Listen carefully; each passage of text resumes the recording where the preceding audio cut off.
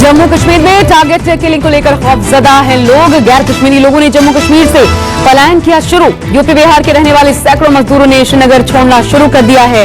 Railway station, सड़कों पर पलायन की तस्वीरें आई सामने। गैर कश्मीरियों को निशाना बना रहे हैं आतंकी। कल शाम कुलगाम में आतंकियों ने प्रवासी मजदूरों पर अंधाधुंध फायरिंग कर दी। आतंकियों ने घर में घुसकर 2 मजदूरों की हत्या कर दी। इन आतंकियों ने अक्टूबर महीने में अब तक 11 गैर कश्मीरियों को निशाना बनाया है। खराब हो रही है, ऐसे जा रहे हैं, खराब हो रही है। ये बिहारी लोगों को मार रहे हैं, ऐसे हमारी थोड़ा डर हो गया। हमें बच्चे हमारे पास है, हमें डर लग रहा है। जम्मू कश्मीर में हो रही हत्याओं के खिलाफ आक्रोश है। जम्मू में बीजेपी कार्यकर्ताओं ने आज जोरदार प्रदर्शन किया। बीजेपी कार्यकर्ताओं ने पाकिस्तान का पुतला फूंका और जमकर नारेबाजी की। जम्मू कश्मीर में टारगेट किलिंग की बढ़ रही आतंकी घटनाओं पर एक्शन में गृह मंत्री अमित शाह। राष्ट्रीय सुरक्षा के मुद्दे पर गृह मंत्री अमित शाह सभी राज्यों के डीजीपी और आईजी के साथ उन्होंने बैठक बुलाई है। सूत्रों के मुताबिक सीआरपीएफ डीजी को श्रीनगर भेजा गया।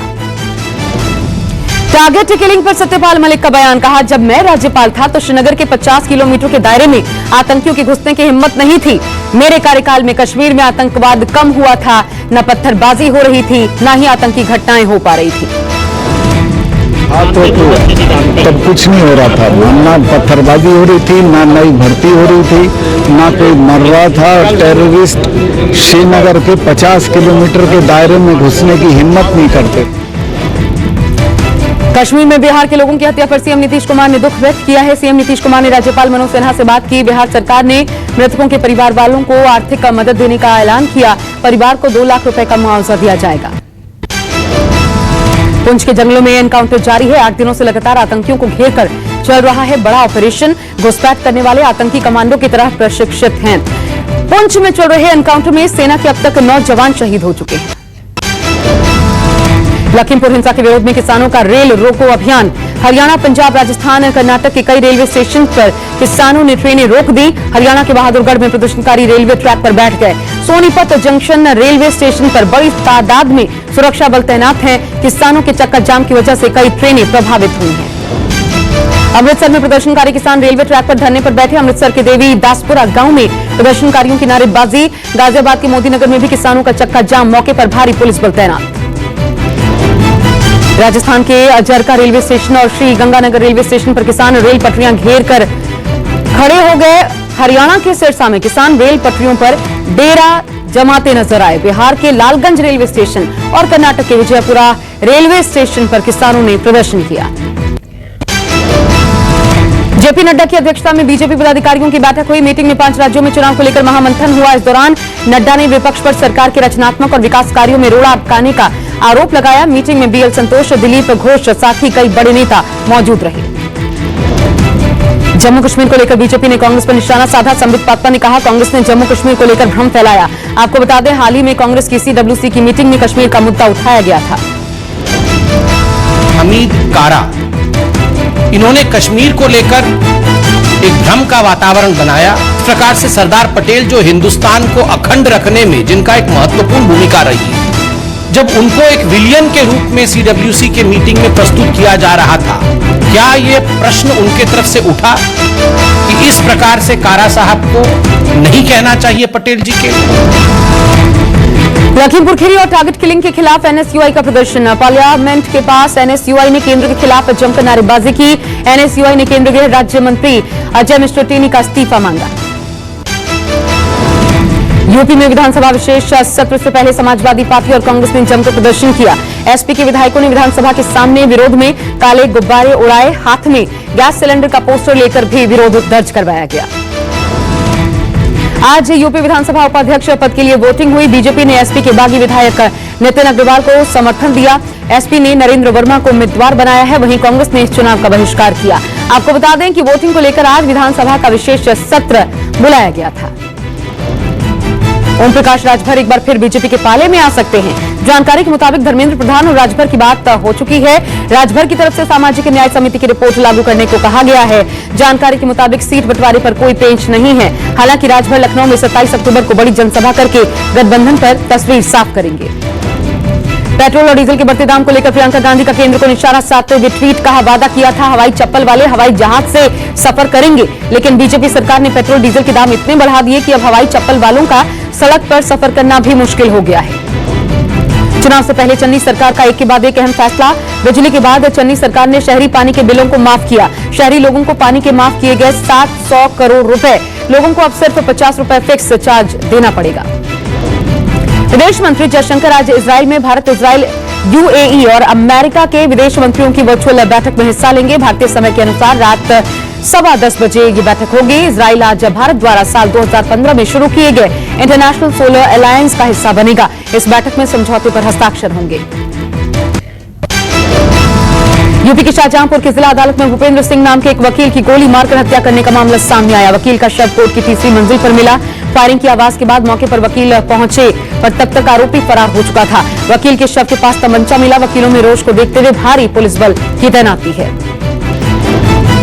वकील की हत्या पर मायावती ने योगी सरकार को घेरा। ट्वीट करके कहा, कोर्ट परिसर में वकील की दिन दहाड़े हुई हत्या शर्मनाक है। यूपी में आखिर सुरक्षित कौन है?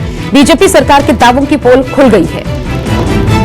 कांग्रेस ने भी योगी सरकार पर निशाना साधा। कांग्रेस ने ट्विटर के जरिए कहा, उत्तर प्रदेश में कानून व्यवस्था छुट्टी पर है, अपराधी बेखौफ होकर अपना काम कर रहे हैं। योगी आदित्यनाथ जी नींद से कब जागेंगे? इस्कॉन के बाद रंगपुर में आगजनी की घटना के बाद इस्कॉन ने लगाई बांग्लादेश सरकार और यूएन महासचिव से मदद की गुहार। इस्कॉन प्रशासन ने बांग्लादेश में अल्पसंख्यकों पर हमले को तुरंत रोकने की मांग उठाई। इस्कॉन के अमेरिका ऑफिस से बांग्लादेश सरकार से अपील की गई।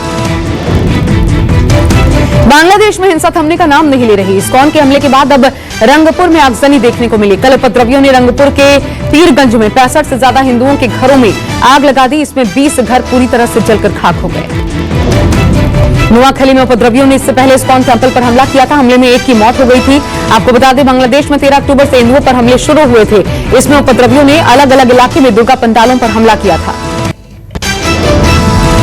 दिल्ली के गालिब ऑडिटोरियम में अंजुमन रजाए मुस्तफा वेलफेयर सोसाइटी और जामिया फातिमा मिसवा ने एनुअल फंक्शन मनाया। दरअसल ये सोसाइटी गरीब लड़कियों को पढ़ाने का काम करती है, जहां पर हर साल 50 लड़कियों को एडमिशन दिया जाता है, जिनकी पढ़ाई का खर्चा खुद सेवकान उठाती है। सोसाइटी का मकसद इन गरीब अल्पसंख्यक लड़कियों को तालीम देना है जो समाज में हाशिए पर हैं, अपनी शिक्षा का खर्चा जो नहीं उठा सकते।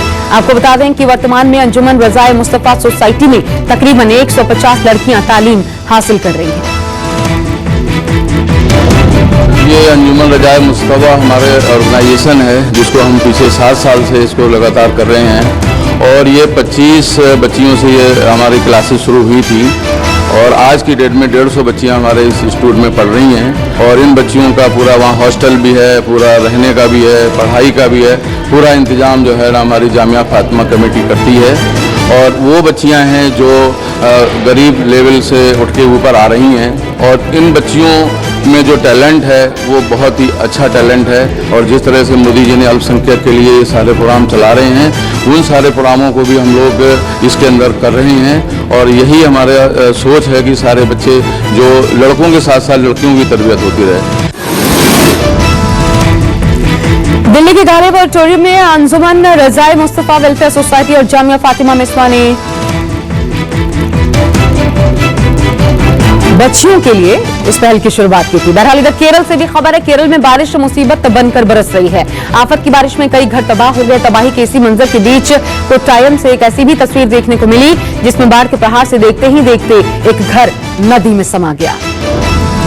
केरल में भारी बारिश और लैंडस्लाइड से भारी तबाही है। अब तक 26 लोगों की मौत की खबर सामने आ चुकी है। कई लापता हैं। बारिश से हुई तबाही में कोट्टायम में 13, इडुक्की में 9, अरापुरा में 4 लोगों के शव बरामद। मृतकों में महिलाएं और बच्चों की संख्या सबसे ज्यादा। केरल में भारी बारिश से हाहाकार मचा है। राज्य के कई जिलों में हो रही बारिश के चलते कई पुल टूट गए। बाढ़ राहत अभियान चलाने के लिए सेना, नौसेना, वायुसेना ने कमान संभाल ली। बारिश के कारण नदियों में पानी का तेज बहाव है। उत्तराखंड में बद्रीनाथ धाम में आज सुबह से ही तेज बारिश जारी है। भारी बारिश के चलते मौसम विभाग ने उत्तराखंड के कई इलाकों में अलर्ट जारी किया है। गंगोत्री में लगातार हो रही बारिश जनजीवन पर बुरा प्रभाव डाल रही है। हिमाचल के लाहौल स्पीति और कुल्लू की ऊंची चोटियों पर बर्फबारी शुरू हो गई है। बर्फबारी से पहाड़ियां सफेद चादर में ढक गई। बर्फबारी से कई इलाकों में सड़कें पूरी तरह से बंद। मार्च के बाद पहली बार देश में 14,000 से कम नए कोरोना के केसेस सामने आए। स्वास्थ्य मंत्रालय के मुताबिक 8 महीने बाद 24 घंटे में 13,696 नए मरीज सामने आए हैं। एक दिन में 166 की मौत हुई।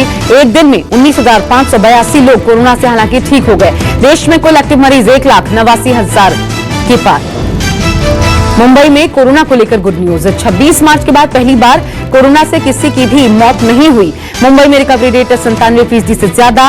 मुंबई म्युनिसिपल कमिश्नर ने कहा, लोग मास्क लगाकर रखें, लापरवाही न बरतें। आज से 100% यात्री क्षमता के साथ घरेलू विमानों की उड़ान शुरू हो गई है। कोरोना के मामलों में कमी के चलते यात्री क्षमता के प्रतिबंध को हटा दिया गया है। घरेलू उड़ानों में मिली रियायत के साथ ही यात्रियों को पूरे कोरोना नियमों का पालन करने को भी कहा गया है। जिम में पति को महिला मित्र के साथ पत्नी ने पकड़ा। पत्नी ने महिला मित्र की जमकर पिटाई कर दी। पति और पत्नी में भी हाथापाई हो गई। पति पत्नी और वो की ये घटना भोपाल की है। हाई वोल्टेज ड्रामा और पिटाई का वीडियो वायरल।